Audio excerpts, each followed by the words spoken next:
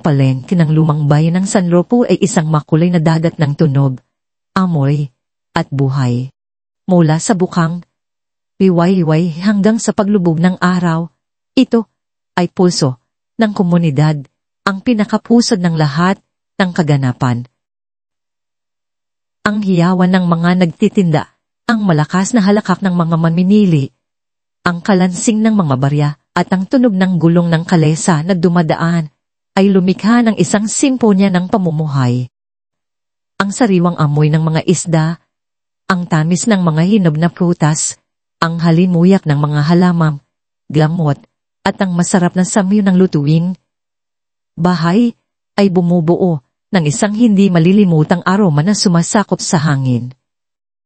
Sa gitna ng kaguluhan, sa isang maliit na pwesto na pinalamutian ng mga pinatuyong dahon, ugat at kakaibang botelya ng langis, ay si Mang Elias. Ang kanyang buhok, puti na parang ulap sa umaga, ay nagpapahiwatig ng kanyang maraming taon, habang ang kanyang mukha na puno ng mga kulubot na parang mga linya sa isang sinaunang mapa ay sumasalamin sa karunungan ng kanyang karanasan. Ngunit ang pansin ay ang kanyang mga mata na puno ng kabaitan na aalok ng kapayapaan sa bawat sulyap. Siya ay hindi lamang isang simpleng albularyo, isang tradisyonal na manggagamot. Siya ang buhay at kaluluwa ng pwesto, isang haligi ng lumang bayan. Sa mga oras na ito, mainat niyang inaayos ang maliliit na bungkos ng tanglag at saang gubat. Ang bawat isa ay may kanyang layunin sa kanyang sining. Isang batang ina, si Aling Mila, ang nakatayo sa harap niya. Ang kanyang mukha ay puno ng pag-aalala. Ang kanyang anak ay nilalagnat. Mang Elias, bulong niya, ang lagnat po ng anak ko, hindi bumababa. May maibibigay po ba kayo? Malumanay, nang mumiti si Mang Elias, dinampot ang isang kakaibang dahon, maitim na berde at may mga maliliit na buhok. Iha, ito ang dahon ng lagundi, sabi niya, ipinaliwanag ang paraan ng paggamit. Pakuluan mo ito sa malihis na tubig at ipainom mo sa kanya. Lagyan mo rin ng piga ng kalamansi para lalong bumisa. May baspas ito ng paggaling.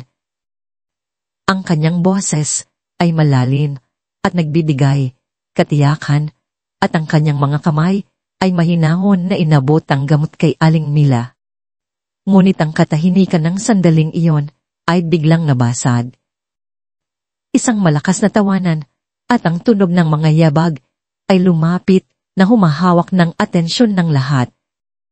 3 kabataang turista mula sa Maynila, ang kanilang mga kasuotan ay naka-estilo at ang kanilang mga mukha ay puno ng pagkasuklam, ay lumitaw sa gitna ng mga nagtitinda. Si Sofia, ang babaeng leader, ay may mahaba, kulay, chocolate na buhok at matatalin na mata, habang ang kanyang dalawang kasama, si Marco, malaki ang katawan, at si Denise, na abala sa kanyang cellphone, ay sumunod sa kanya. Naku, ang init naman dito, ang daming tao, ang baho pa, bulong ni Sofia ng malakas, na akala mo ay walang nakakarinig. Marco, Denise, kunan niyo ko ng selfie dito, para maipakita ko sa Instagram na nag-explore tayo ng probinsya. Ngunit habang nagpapos sila, ang kanilang mga mata ay napagpad sa pwesto ni Mang Elias. Uy, tingnan niyo to, sabi ni Sofia, na may ngiti ng panlilibak. Mukhang isang manghuhula. Mang Elias, manghuhula ka rin ba? Pwede mo ba akong hulahan? Pangpakilig lang. Yung mga love life ko, inayos ni Mang Elias ang kanyang salamin. Ang kanyang mga mata ay nanatiling kalmado sa kabila ng kakulangan ng respeto sa kanyang tinig. Iha, albularyo po ako. Nangagamot, sagot niya ng mahinahon. Hindi po ako manghuhula. Ngunit, ang tugon ni Sofia ay nagpakita lamang ng kanyang pagiging mapagmatas. Naku po, ang Luma naman. May ganyan pa pala rito. Napaka-primitive. Sumenya siya sa kanyang mga kasama na nagtawanan din. Sa Maynila, may app na kami para diyan. Mas accurate pa. Look, parang sinasamba pa yata nila itong matandang to. Nagsimulang kumulo ang dugo ng mga tao sa palengke. Ang mga bulungan ay kumalat, ngunit walang sinuman ang naglakas loob na magsalita. Ang takot sa mapagmataas na ugali ng mga turista, marahil ay galing sa kanilang yaman o koneksyon, ay mas malakas kaysa sa kanilang galit. Pakiusap ni Mang Elias, ang kanyang boses ay may bahagyang pagkabigo, ngunit nanatiling kalmado. Ang paggalang sa nakatatanda at sa tradisyon ay mahalaga. Ito ang pundasyon ng aming lumang bayan. Ngunit si Marco, na may pagka-irita sa kanyang mukha, ay nagdesisyong makisali. Ano ba, Lolo? Ang dami mong sinasabi, ang luma na ng mga ganyan, wala na sa uso. At sa isang mabilis na kilos, bahagya niyang itinulak si Mang Elias sa balikat.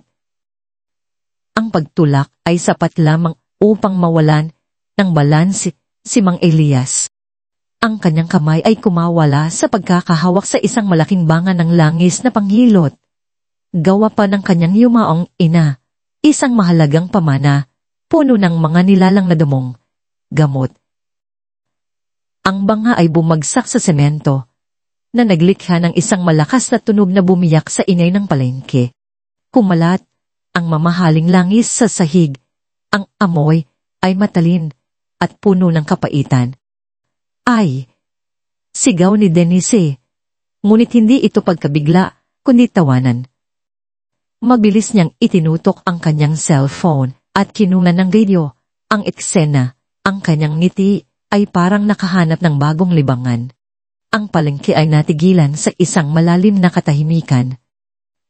Ang mga mata ng lahat ay nakatingin kay Mang Elias, na ngayon ay nakatayo doon. Ang kanyang baro ay basan ng langis. Ang kanyang mga kamay ay nanginginig. Hindi ito simpleng pinsala. Ito ay isang direktang insulto sa kanyang dignidad, sa kanyang sining, at sa kanyang buong pagkatao. Ngunit ang tatlong turista ay hindi nagpakita ng anumang pag-aalala. Tumawa lang sila. Tinalikuran si Mang Elias at ang basag na banga at naglakad palayo na walang paumanhin, walang bayad, pinsala. Nalinig pa ng mga nagtitinda ang bulong ni Sosia, ang corny. Kulan mo nga ko ng sunset shot, Marco. Itong cultural experience na to, kailangan post. Hindi nagtagal. Isang maikling video clip ang lumabas sa kanilang social media na nagpapakita ng basag na banga at ang nakakunot na noon ni Mang Elias na may caption na nilalait ang pagiging atrasado ng lumang bayan. Naiwan si Mang Elias na nakatayo. Ang kanyang baro ay lumalaban sa malamig na langis. Ang kirot sa kanyang dibdib ay mas masakit kaysa sa kirot ng pagbagsak. Ngunit kahit sa kabila ng pagkabigo at kahihiyan, nanatili siyang kalmado. Hindi siya nagreklamo, hindi siya sumigaw, at hindi siya tumawag ng pulis. Hindi niya rin hinabol ang mga umalis na turista. Sa halip, tahimik siyang tumingin sa direksyon kung saan sila naglaho. Ang kanyang mga mata ay may lihim na kumanlong na isang matalim na ningning, isang ningning na hindi ng galit, kundi ng isang sinaunang pag-unawa. Nakita ng mga tao sa paligid ang lahat. Nakita nila ang kanilang minamahal na albularyo na ginawa ng kawalang galang. At kahit na ang kanilang mga puso ay puno ng awa at galit, nauunawaan nila. Nauunawaan nila na si Mang Elias ay may sariling paraan. Alam nila na ang matandang lalaki na ito ay hindi lamang isang manggagamot. Siya ang pinuno ng palengke, ang taong pinagkakatiwalaan at iginaglalang ng lahat, na may malawak na network ng impormasyon na lumalaganap sa bawat sulok ng lumang bayan. At sa kanyang mga mata, isang pangako, ang tahimik na nagsimulang magliyab.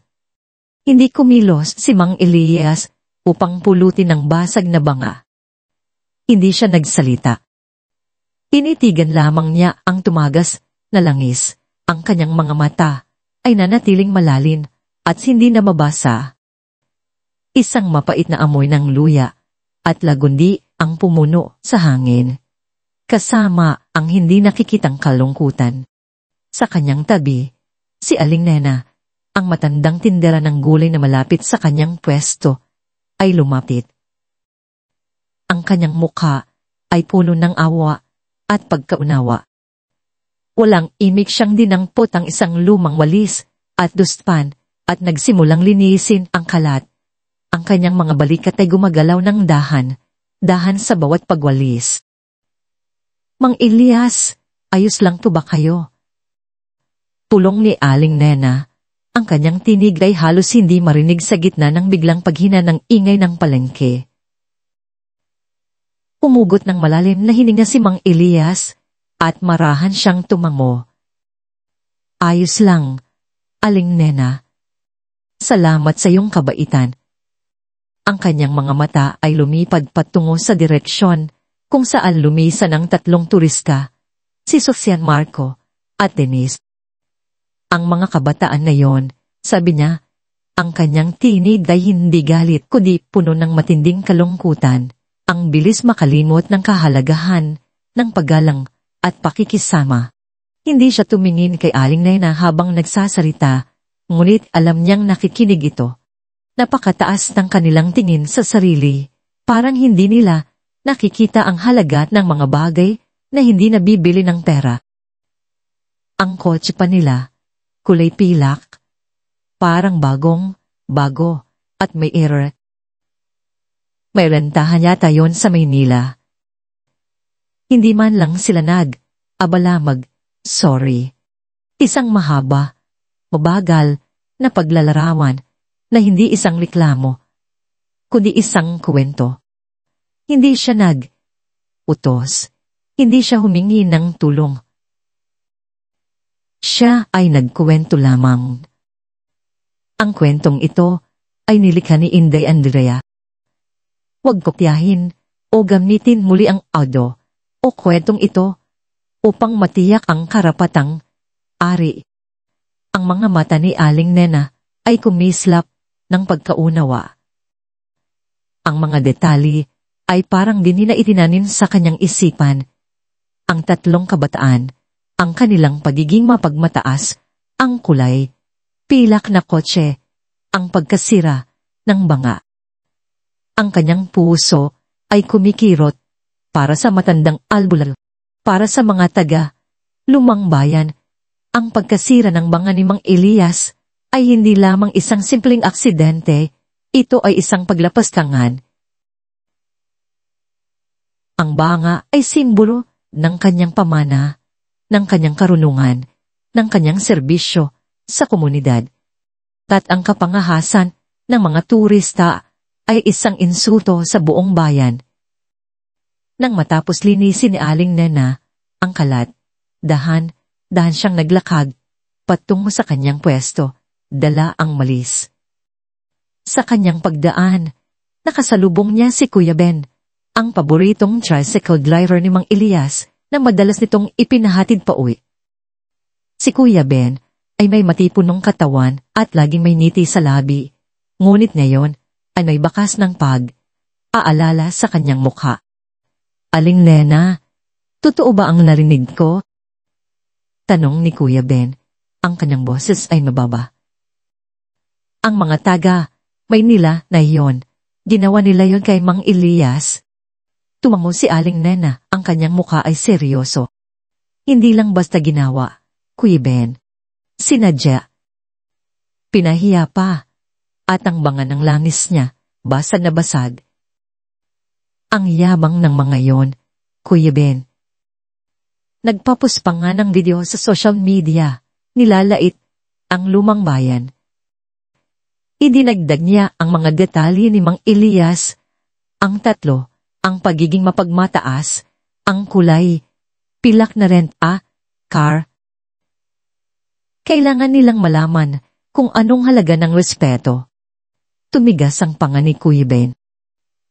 Si Mang Elias ang kanyang albularyo, mula pa noong bata siya, ang sumaklolo sa kanyang anak nang minsang magkasakit ito. Ang utang na loob ay malalim.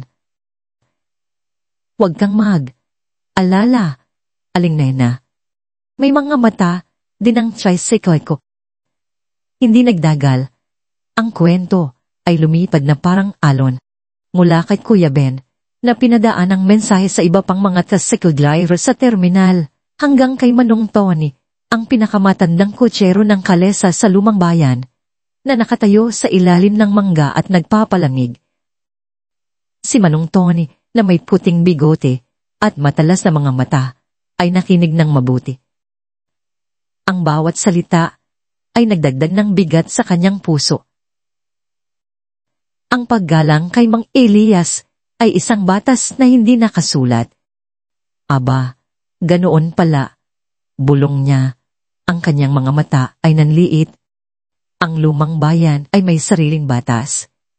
At mula sa mga glaber, ang kuwento ay dumali sa sa restore ni Ate Marisa, kung saan nagtitipon ang mga tsismosa sa hapon.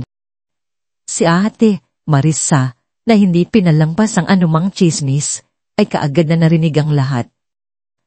Nako, mga inang, narinig niyo na ba ang nangyari kay Mang Elias? Ang bawat chismisera ay nagdagdag ng sariling kulay sa kuwento, ngunit ang esensya ay nanatili. Ang tatlong turista mula Maynila, ang kanilang pagiging bastos, ang kawalang, galang, at ang kulay, pilak na kotse. Ang kanilang paglalarawal ay naging isang mabala, isang profile ng mga taong hindi nararapat sa kabaitan ng lumang bayan. Samantala, ang tatlong turista ay abala sa kanilang paglilibang. Walang kamalay, malay sa lumalaganap na websang impormasyon. Sa pagitan ng post ng selfies sa harap ng mga makasaysayang simbahan at ang walang mumpay na reklamo tungkol sa init, nagsimula silang makaranas ng mga maliliit na abala na hindi nila maintindihan. Nang gabing iyon, sinubukan ni Sofia na book ng reservation sa panaderya ni Lola, isang kilalang restaurant na may mga lutuin, bahay na inire-rekomenda sa isang blog. Hello po, reserve po sana ako ng tabot para sa tatlo, sabi niya sa telepono. Ang kanyang tinig ay may kapangahasan. Pasensya na po, Maan, sagot ng babaeng kausap niya. Tasarado po kami ngayon. Iglaang maintenance po. Ngunit alam ni Sofia na kaninang hapon ay nakita niya itong bukas. Okay, bulong niya, nabigo. Siguro, kumain na lang tayo sa iba. Kinabukasan, habang sinusubukan ni Marco at Dennis na makahanap ng tricycle papunta sa isang museo, nakatayo sila sa gilid ng kalsada sa loob ng halos 5 minuto. Ngunit walang tumitigil. Nang sa wakas ay may huminto. Ang driver, si Kuya Ben, ay nagkunwaring hindi sila nakita. Nang tawagin nila ito, Kuya, tricycle, papunta sa museo? Naku, pasensya na. Sir, Maang, sabi ni Kuya Ben, ang kanyang noo ay nakakunot. Nasira yata ang makina ko. Hindi ko kayo maihahatid. Maglakad na lang kayo, malapit lang naman. Ngunit alam ni Marco na ang driver ay nakakita ng isa pang turista na mas malayo at inihatid pa ito. Ang babagal naman ng mga tricycle dito, bulong ni Marco kay Dennis. Nang subukan naman ni Dennis na bumili ng isang partikular na souvenir sa isang tindahan, isang maliit na reboto ng Nina de Cebu. Sinabihan siya ng tindera, ay, pasensya na po, Maam. Naubusan na po kami niyan. Maraming salamat po sa pagbisita. Ngunit kitang Kita ni Dennis ang ilang piraso ng rebolto sa likod ng tindera. Nagalit siya. Ano ba yan? Ang daming kulang sa mga tindahan dito. Lalong lumaki ang kanilang pagkabigo. Parang sinasadya. Bulong ni Sofia habang sinubukan niyang shoot ng log sa isang makasaysayang eskinita. Ngunit walang tigil ang pagdaan ng mga grupo ng mga batang naglalaro at mga nagtitinda na laging sumisila sa kanyang frame. Ang hirap makahanap ng tahimik na lugar dito. Sinubukan naman ni Marco at Dennis na hanapin ang isang secret page na nakita nila sa internet na ipinangako na maganda at tahimik. Excuse me po, saan po banda yung daan papunta sa secret beach? Tanong ni Marco sa isang matandang lalaking naglalakad. Ang matanda ay ngumiti ng kaunti at nagbigay ng isang komplikadong seri ng direksyon. Diretso lang kayo diyan, tapos kaliwa. Tapos kakanan, makikita niyo ang malaking puno ng akasya. Doon kayo magtanong ulit. Ngunit ang direksyon ay nagdala sa kanila sa isang paikot. Ikot na kalsada na puno ng lubak na nagtapos sa isang bakanding lot na may kaunting basura at walang bakas ng anumang baybayin. Usap sila ng galit na galit, nagtuturuan ng kasalanan. Ang bobo naman ng mga tao dito, magbili ng direksyon. Sigaw ni Marco. Parang sinasadya yata tayo na mawala. Ang lumang bayan, na dati isang lugar ng kaguluhan, ng musika, at ng mga halakhak, ay tila unting lumalamig sa kanila. Ang mga tingin ng mga tao ay hindi na masaya, kundi may bakas ng matinding pagkadismaya. Sa bawat pagsubok nilang maging bahagi ng komunidad, ang lumang bayan ay tila lumalayo, nagtatago, nagsasara ng mga pintuan. Ang mga sabdo na pahiwatig na ito ay hindi nila naiintindihan. Ngunit ang pakiramdam ng pagiging hindi tinatanggap ay unting bumabalot sa kanila na nagdudulot ng isang uri ng pagkalito ng mas malalim kaysa sa anumang sakit sa pisikal. Ang lihim na batas ay tahimik na nagsimulang magpakitang gilas, hindi sa pamamagitan ng ingay, kundi sa pamamagitan ng katahimikan at ng walang imik na pagtanggi. Ang pagkadismaya ng tatlong turista ay umakyat sa hindi matatalik na antas. Tila ba ang lumang bayan mismo ang kumikilos laban sa kanila? Sa bawat sulok, bawat pagliko, at bawat pagtatangka nilang ipagpatuloy ang kanilang bakasyon, isang nakikitang hadlang ang sumasalubong sa kanila. Hindi ko na talaga maintindihan. Pulong ni Sofia, ang kanyang boses ay naninginig sa inis, habang halos walang signal ang kanyang telepono sa gitna ng bayan, kung saan sana niya gustong mag-upload ng isang story. Kanina pa akong walang signal. Paano ko makukonekta ang internet? Kung ganito, ipinukpok niya ng bahaga ang kanyang telepono sa kanyang palad na para bang kasalanan ng device. Si Marco, na nakakaramdam din ng matinding pagkabagot, ay sumagot.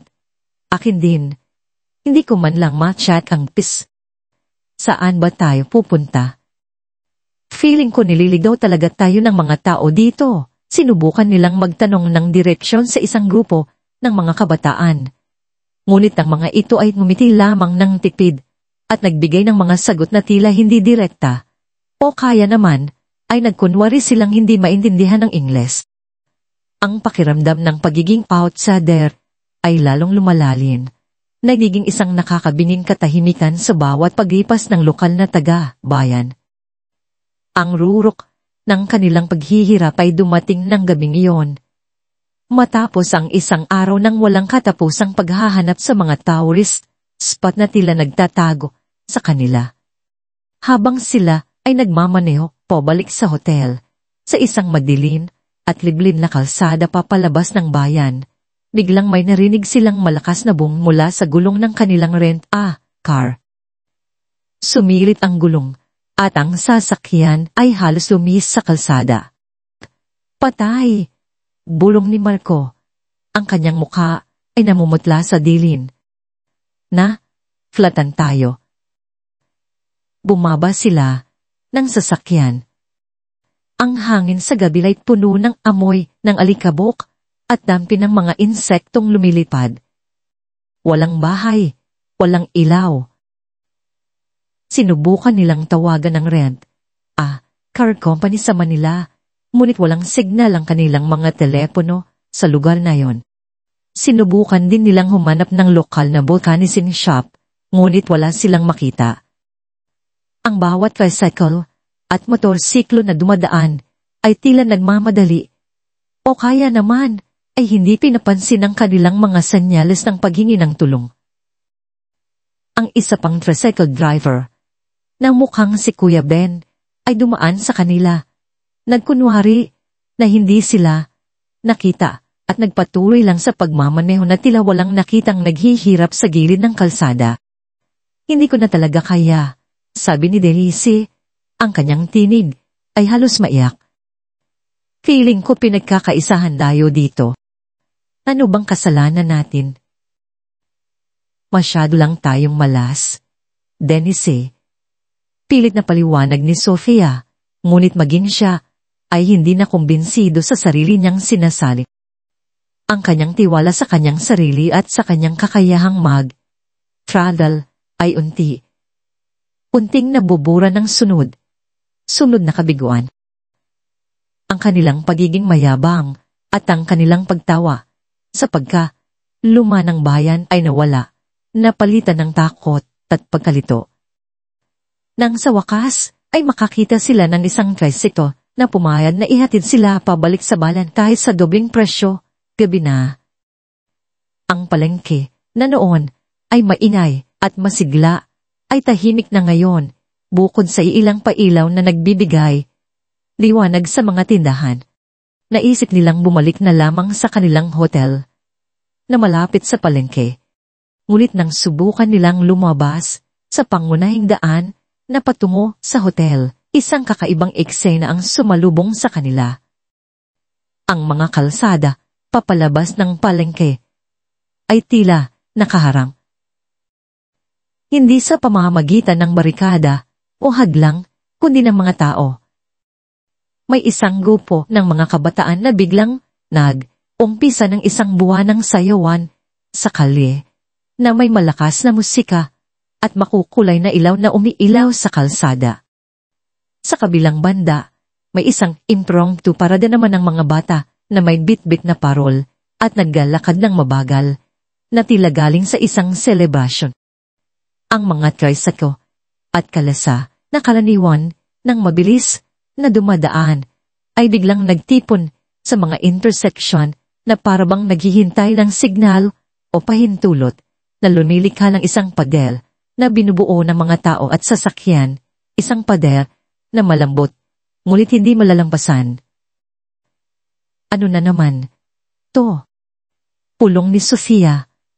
Ang kanyang mga mata ay nanlalaki sa pagkalito. Hindi ba dapat tahimik na rito ngayon? Ang tricycle driver na naghatid sa kanila ay bumaba at nagkunwari nakausap ang kanyang kasamahan. Hindi niya tiningnan ang tatlong turista. Tila ba walang problema sa kanyang paningin ang harang. Ang kanilang inuupahang tricycle ay naiwan sa gitna ng mga nagtitipong tao na parabang bahagi na rin ng harang na yon. Hindi nila makita ang daan palabas.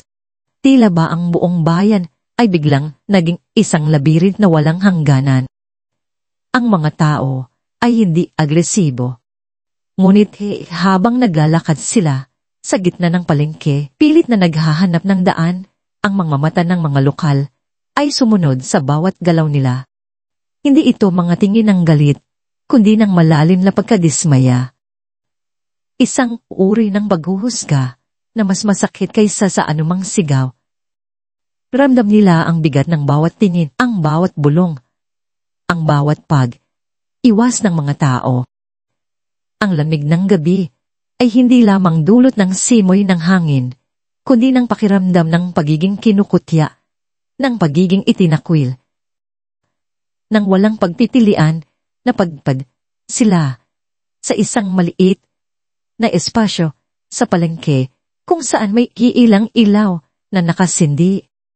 At doon, sa gitna ng tahimik na kaguluhan, nakita nila si Mang Elias. Nakaupo siya sa kanyang silya, sa tabi ng kanyang inayos na tindahan, nagbabasa ng isang lumang aklat, sa ilalim ng isang malambot na ilaw ng bombilya. Ang kanyang presensya ay kalmado, halos payapa, na parabang walang nangyayaring gulo sa paligid. Hindi niya sila tiningnan, ngunit ramdam ni Sofia na alam niyang nandoon sila. Ang lahat ng nangyari, ang nawawalang signal, ang pagkaligaw ng direksyon, ang pagkabutas ng gulong, ang mga nakaklap na daan, ay biglang nagkaroon ng kahulugan. Hindi ito mga aksidente. Ito ay isang paalala, isang mensahe mula sa lumang bayan. Naramdaman ni Sofia, Marco, at Denise ang lamig na tumagos sa kanilang mga buto. Hindi ito ang takot sa pisikal na karahasan, kundi ang takot sa pagkabuking, sa pagkahantad ng kanilang pagiging bastos at walang galang. Sila ay nasa gitna ng ang lihim na batas ng lumang bayan at ngayon, sila ang pinagbabayaran. Sa gitna ng nakakabining katahimikan ng palengke, na tila nakamasid sa bawat galaw nila, isang bata ang lumapit kay Mang Elias. Isang maliit na batang babae, siguro mga 5 taong gulang, na anak ng inang tinulungan ni Mang Elias noong unang araw. Bitbit nito ang isang sariwang bulaklak, damo, na inabot niya kay Mang Elias. Para po sa inyo, Mang Elias, bulong ng bata. Ang kanyang tinig ay malinaw sa gitna ng katahimikan. Ngunit sa kanyang paglapit, ang maliit na bata ay nadapa ng bahagya at ang kanyang lumang telepono na may maliwanag na screen ay naulog mula sa kanyang kamay. Umagsak ito malapit sa paanan ni Marco. Sa isang likas na reaksyon, yumuko si Marco upang pulutin ang telepono. Ngunit nang hawakan niya ito, nakita niya ang larawan sa screen, isang video. Ang video na yon ay ang eksaktong footage na kinuna ni Sofia. Ang video na nagpakita kay Mang Elias, ang kanyang tindahan at ang kanilang pagtawa ng masila ang banga ng langis. Ang video na may nakasulat na cultural experience gone wrong, so much for Ancient Remedies lol. Nakikita niya ang mukha ng bata na may bakas ng takot habang nakatitig sa replay ng video. Ang bata ay nakita ang pamumutya sa screen. Napatalisa si Marco. Ang video ay hindi lamang nagpakita ng kanilang pagiging bastos, kundi nagpakita rin ng kung paano ito natasaksihan ng isang inosenteng bata. Isang bata na nagbigay ng bulaklak sa taong pinahiya nila. Nagsimulang gumuho ang lahat para kay Sofia at Denise, na nakita ang pagkabigla sa mukha ni Marco at sumilip sa screen ng telepono. Ang ngiting pangungutya ni Sofia, ang pagtulak ni Marco, ang pagtawa ni Denise, lahat ay bumalik sa kanila na parang isang malakas na sampal. Ang kanilang maling akala na sila ang nakakataas, ang mga sibilisado, ay biglang nawala. Sa mata ng lumang bayan, sila ay hindi lamang mga turista, sila ay mga nangtaapi at ang kanilang ginawa ay hindi maitatago. Ang kanilang mundo ay bumagsak at sa wakas, nakita nila ang buong lawak ng pinsala na kanilang ginawa. Ang maliit na screen ng telepono ay tila naging isang malaking salamin, sumasalamin sa lahat ng kanilang kasalanan, kanilang pagmamataas, at ang mapanuksong ngiti ni Sofia. Nakita ni Marco ang replay ng video, ang nakasulat na cultural experience gone wrong, so much for Ancient Remedies lol. At ang takot sa mukha ng bata na nakatitig dito. Ang inosenteng mukha na yon, na kanina lang ay buong galang na abot ng bulaklak kay Mang Elias. Ngayon ay tila nagtatanong, bakit niyo ginawa yon? Hindi na lang ito tungkol sa isang matanda. Ito ay tungkol sa isang komunidad, sa isang kultura, at sa mga inosenteng mata na nakasaksi sa kanilang paglapastangan. Ang pagkabigla ay kumalat sa kanilang tarid. Si Sofia at Denise na nakasaksi sa pagbabago ng kulay ng mukha ni Marco at sumilip sa screen ay nawalan ng lakas.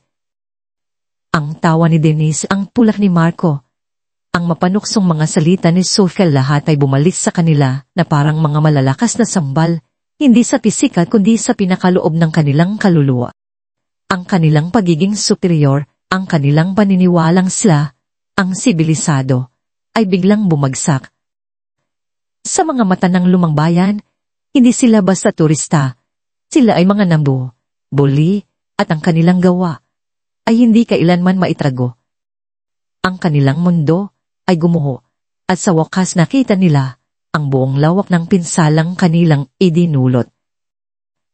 Ang palengke ay tahimik, ngunit ang katahimikan na yon ay mas nakakabingi kaysa sa anumang ingay.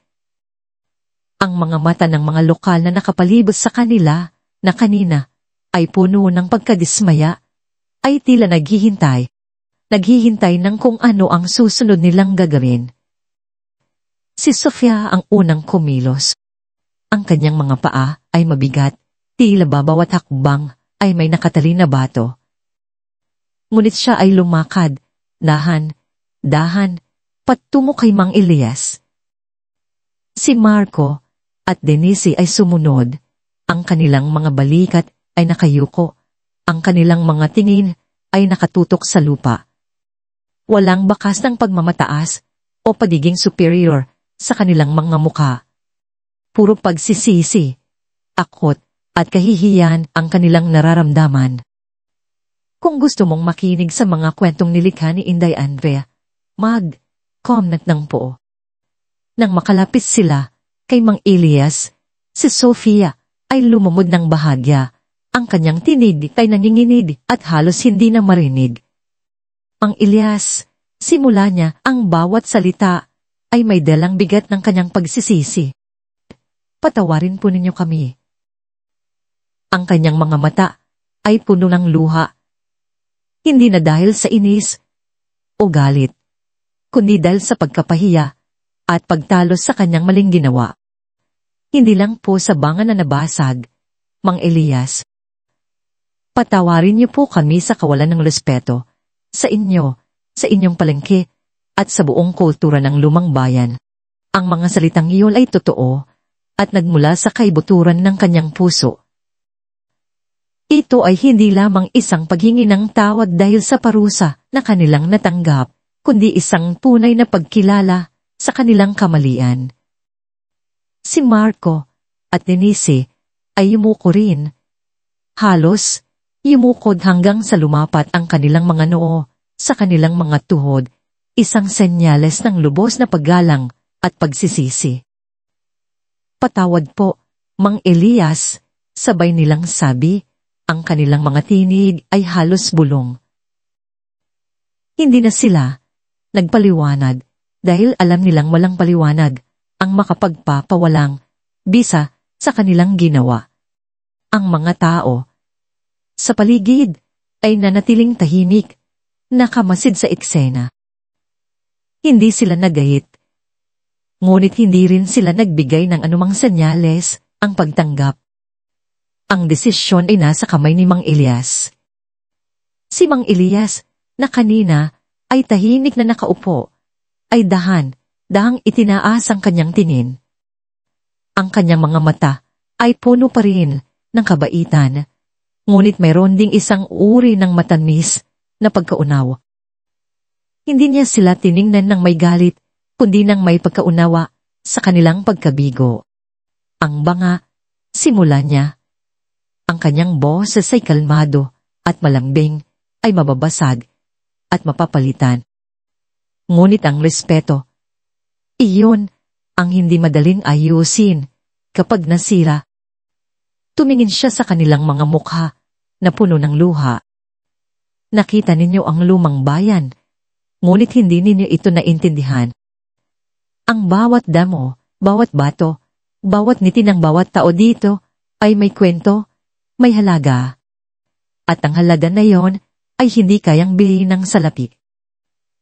Alam po namin, Mang Elias, sabi ni Sofia, pinunasan ang kanyang mga luha. Gusto po naming bumawi. Magkano po ang halaga ng banga? Pabayaran po namin ng 10 beses. At kung mayroon po kaming maitutulong sa inyong tindahan, sa pag-aayos, handa po kami. Opo, Mang Elias, dagdag ni Marco. Gusto rin po namin, bilhin lahat ng inyong gamot. Hindi lang para bumawi, kundi para makita rin po namin ang halaga ng inyong mga pinaghirapan. Ang kanilang mga alok ay nagpakita ng isang tunay na pagbabago. Hindi na lamang ito isang pagpapakita ng yaman, kundi isang pagkilala sa halaga ng gawa ni Mang Elias at ng kanyang komunidad.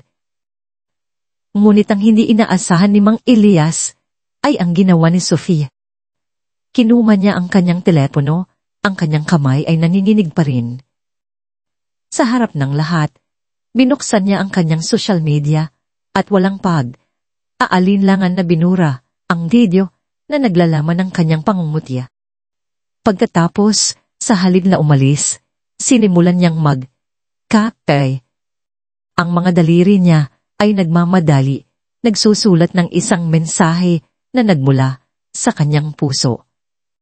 Isang pusong paghingi ng tawad sa Mang Elias ng lumang bayan ng San Roque at sa buong komunidad. Nagkamali po ako sa paglapasangan ko sa inyong kultura, sa inyong mga paniniwala, at sa inyong mga tao. Ako po ay lubos na nagsisisi. Ang tunay na kayamanan ng lugar na ito ay hindi sa nakikita ng mata, kundi sa puso at sa diwa ng mga naninirahan dito.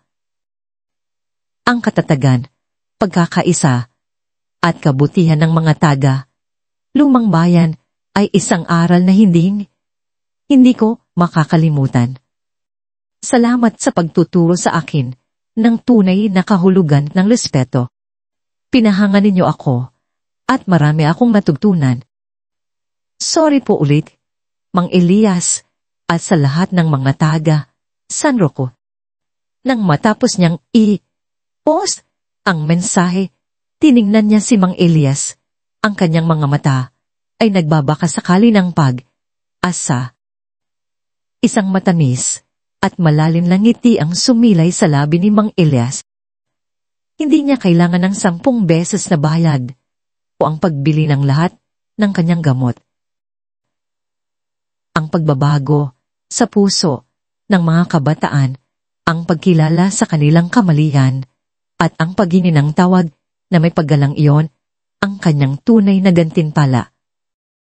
Ang pakikisama, sabi niya, ang kanyang tinig ay malambing at puno ng karunungan, ay ang pagtutulungan, ang pag-unawa sa isa't isa, ang pagiging bahagi ng isang komunidad, at ang paggalang, iyan ang pundasyon ng lahat. Hindi lang sa matatanda, kundi sa bawat nilalang, sa bawat tradisyon at sa bawat kalikasan. Yan ang batas ng lumang bayan. Hindi nakasulat, ngunit ramdam niyang bawat isa. Kinuha ni Mang Elias ang isang maliit na supot na naglalaman ng pinatuyong dahon ng tanglad at kamiyas at inabot ito kay Sophie. Ito ay para sa iyo, Hiya, sabi niya. Pampakalma ng loob, pampagaling ng kaluluwa. Tandaan, sa bawat aral na natutunan, may bagong pag-asa na sisibol. Ito ay hindi lamang isang simpleng gamot, kundi isang sagisag ng kapatawaran, ng pagpapagaling, at ng pangalawang pagkakataon. Tila isang hudyat, ang pader ng mga tao sa paligid ay dahang lumuwag. Ang mga kabataang sumasayaw ay kuminto. Ang mga batang nagpapara sa kanilang mga parol ay kumuwi. Ang mga tricycle at kalesa na kanina ay nakaharang sa kalsada ay biglang umusad, tila ba nagkaroon ng sariling buhay. At pagkatapos, lumitaw si Kuya Ben, ang tricycle driver na kanina ay nagkunwaring hindi sila nakita. kasama si Manong Ton, ang kalesa driver. Ngayon, ang kanilang mga mukha ay puno ng pagkakaibigan.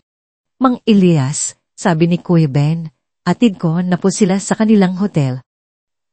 Libre na po. Opo, Mang Elias, dagdag ni Manong Tony. Kailangan po ng mga kabataan na ito ng malinis na hangin sa pag-uwi. Ang alok ay hindi lang pagat. Tito ay isang paanyaya, isang senyales ng pagtanggap pabalik sa komunidad, sa oras na ipinakita nila ang kanilang paggalang. Sumakay ang 3 turista. Ang kanilang mga puso ay puno ng iba't ibang emosyon. Hindi na ito takot, kundi isang uri ng kapayapaan na sinamahan ng malalim na pag-uunawa. Ang kwento tungkol sa ang lihim na batas ng lumang bayan at ang batas ng respeto ay kumalat hindi sa pamamagitan ng mga tsismis, kundi sa pamamagitan ng mga kuro at mga sulyap na naging isang tahimik ngunit makapangyarihang babala para sa sinumang mangahas na lumapasangan. Ito ay isang patunay na ang tunay na kapangyarihan ay hindi matatagpuan sa yaman o katayuan sa lipunan, kundi sa pagkakaisa, paggalang, at karunungan ng isang komunidad. Si Mang Elias ay bumalik sa kanyang payak na buhay, patuloy na nagpapagaling at nagbibigay ng payo. Ngunit ang kanyang posisyon bilang tagapangalaga ng espiritu ng lumang bayan ay lalo pang tumibay. Ang kanyang pagiging albularyo ay hindi lamang tungkol sa pagpapagaling ng sakit ng katawan, kundi pati na rin sa pagpapagaling ng kaluluwa, ng mga nasirang relasyon at ng mga nawawalang paggalang. At sa gitna ng palengke, ang kanyang tindahan ay naging isang testamento ng kapangyarihan ng isang lumang batas, isang batas na nagpapaalala na ang lahat ay konektado at ang respeto ay ang pinakamalakas na gamot sa lahat.